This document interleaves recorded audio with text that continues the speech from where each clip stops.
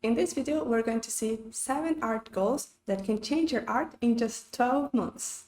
Hey folks, I'm Yain, and this channel is the place where I teach you techniques so you can improve your art. Today, we're going to talk about some goals for 2024 so you can improve as fast as possible. You can become a pro by the end of the year, if you put in the effort. Some of these goals I've set for myself for this year. Some of them I've done in the past and they helped me a lot. So I want to share them with you so you can improve as well. So you pick as many as you think is necessary and consider where your art is at right now. You know better than anyone what is necessary for your art. And if you don't, then you should probably find either a community or someone who is ahead of you on the journey to help you with that, because they can give you feedback and tell you what needs to be tackled right now. I mean, you're the one who knows how much time you have available, so I can't tell you, oh, do all of the 7 or just do 3 of them. I don't know. You know how much time you have for it. So just take a look and pick the ones that are best for you. What I can guarantee you is that if you do even just one of them, your art will no longer be the same. Goal number 1 is making 1 hour painting studies every day. Of course, it doesn't have to be 1 hour. If you have 2, spend 2. If you have 30 minutes or 15, just spend this time. But for me, I've said 1 hour. I've decided to make the first hour of the day to be a study. I want to improve my art. I want to be like really, really amazing, an art god. And I believe if I study what other amazing artists have done, and photographs as well, and movie stills, then I will be going directly towards my goal. So what you need for this goal is, first, to determine how much time you're going to spend on each daily drawing. Make sure to pick an amount of time that you really can keep up for a long time. Second, what medium are you going to use? Is it going to be pencil, pen, or digital art? Is it going to be colored or black and white or just lines?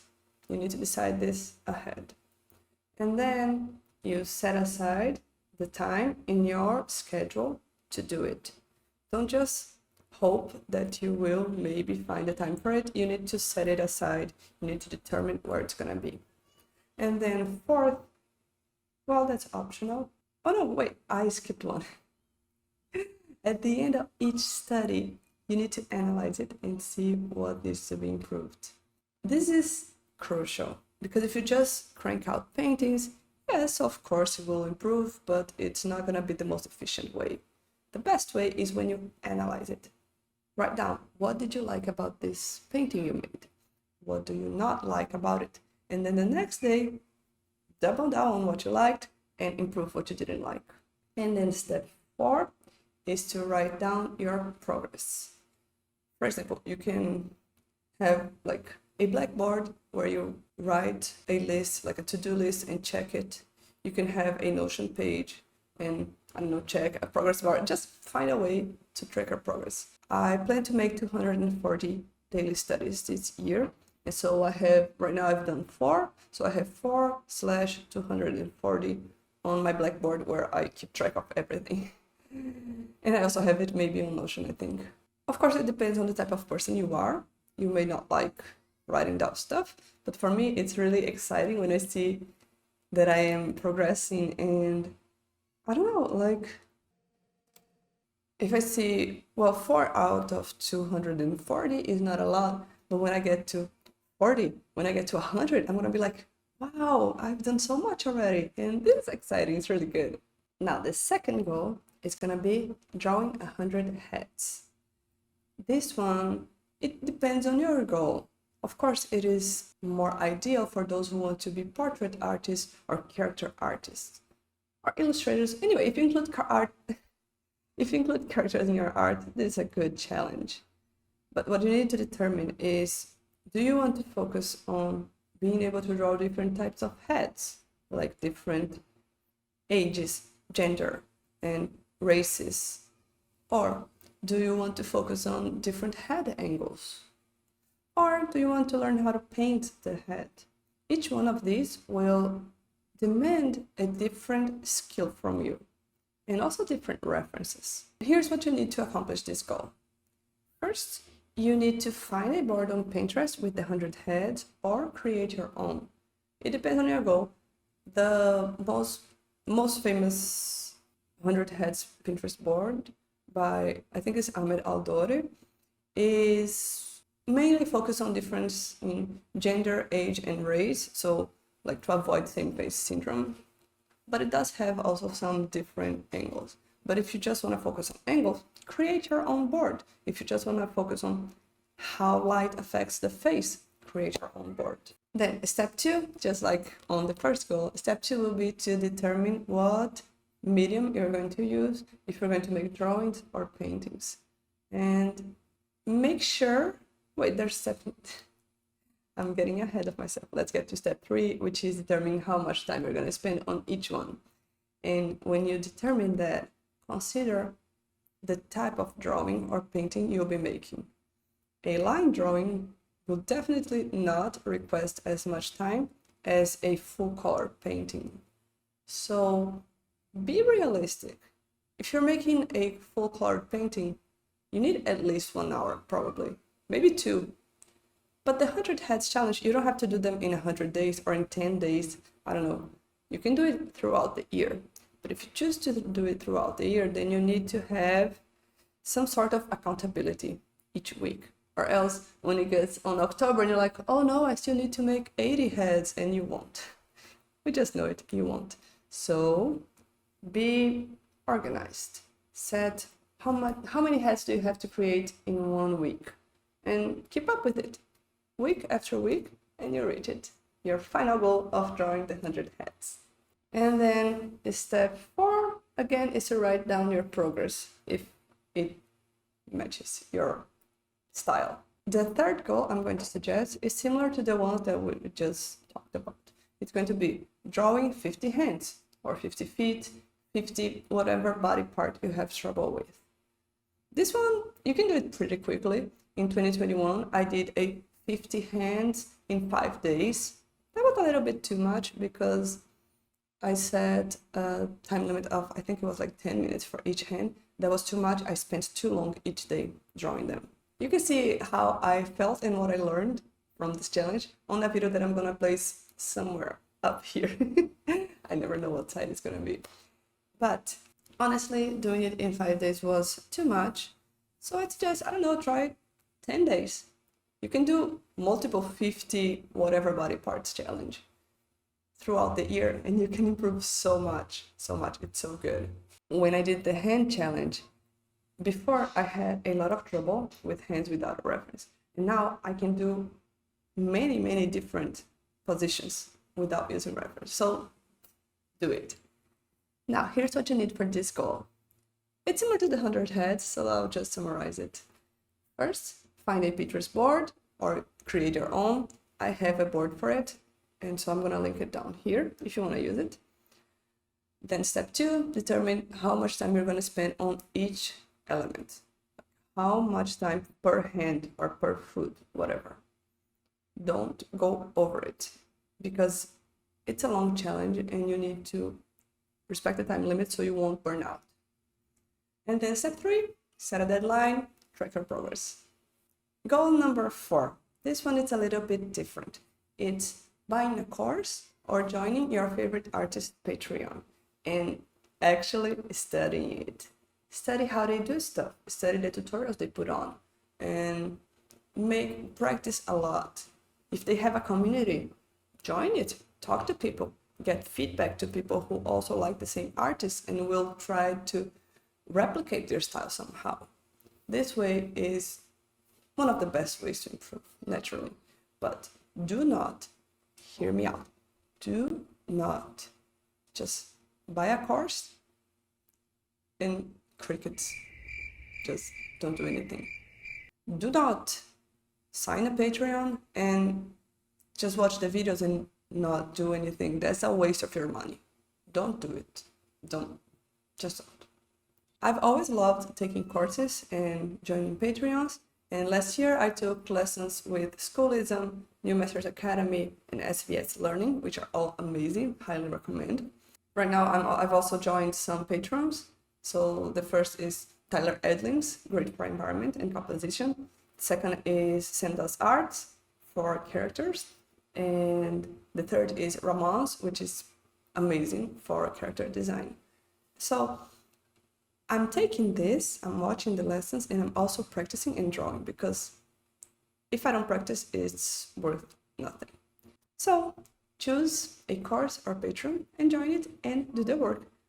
And also, by the way, shameless plug, but I have a Patreon, which is really cool. It has cool stuff to help you improve, and the coolest people are there. So if you want to check it out, the link will be in the description. Lastly, I'm going to talk about 3 art career goals, which will not improve your art per se, but will help you make money with art.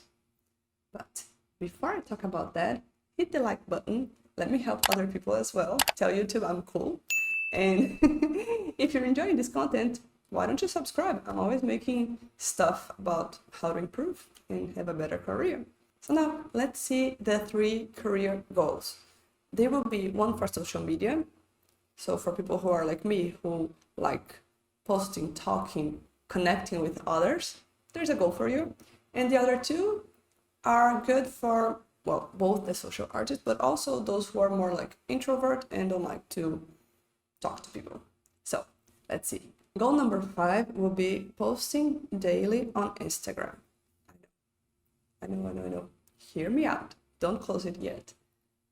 I know people get really triggered about posting on Instagram a lot, but it's not as hard as it seems. You're already making, you're not going to post one daily finished art piece every day. You're going to post, I don't know, a sneak peek or something you're working on, a photo of you on your drawing tablet, or a video of you adding eyelashes to a character. There are so many stuff you can do with Instagram and post every day. It's not that much work. And if you want me to talk more about it, just let me know in the comments, because I want to help people. Like, if you want to be a social artist, I want to help you thrive with that.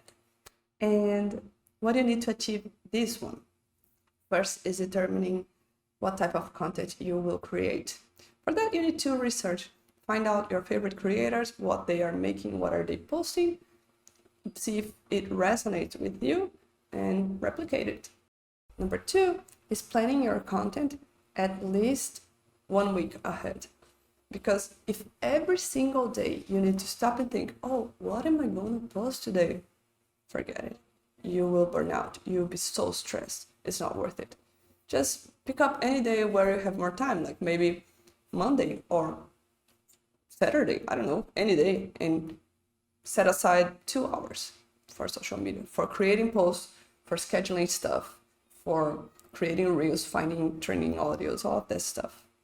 Yeah, that's it. That's all you need from this goal. Just 2 stuff, which is determining the content and posting, planning and posting. Please plan. Please plan.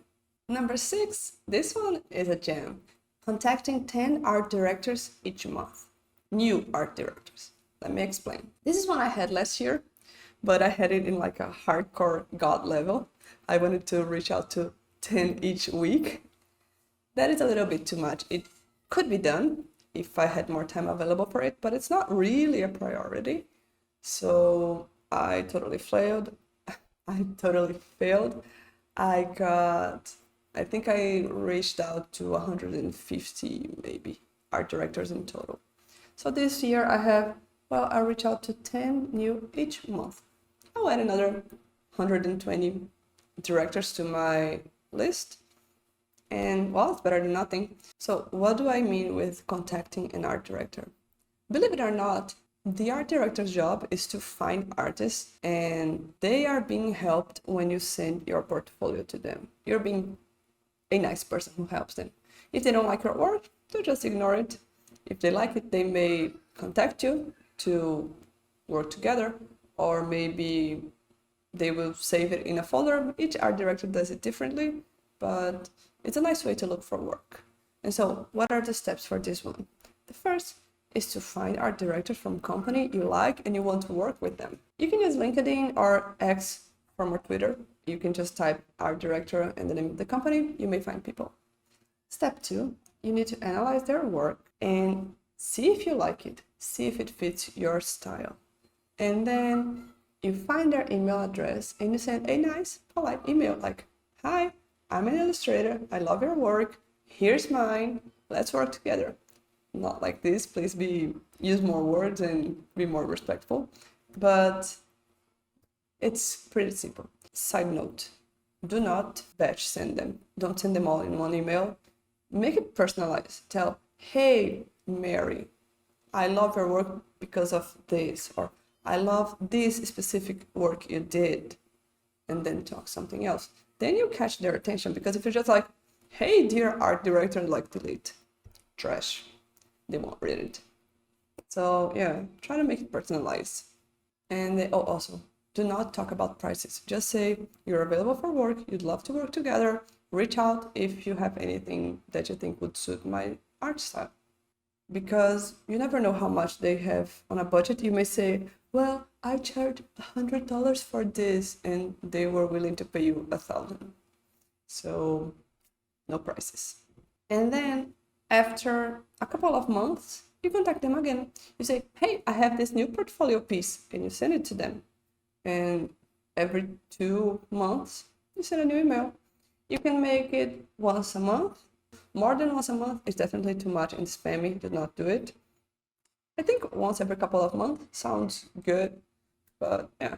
When you are sending this follow-up email, not really a follow-up, when you're sending the email with your new portfolio piece, you can use some email marketing service like, I don't know, MailChimp or ConvertKit, I don't know.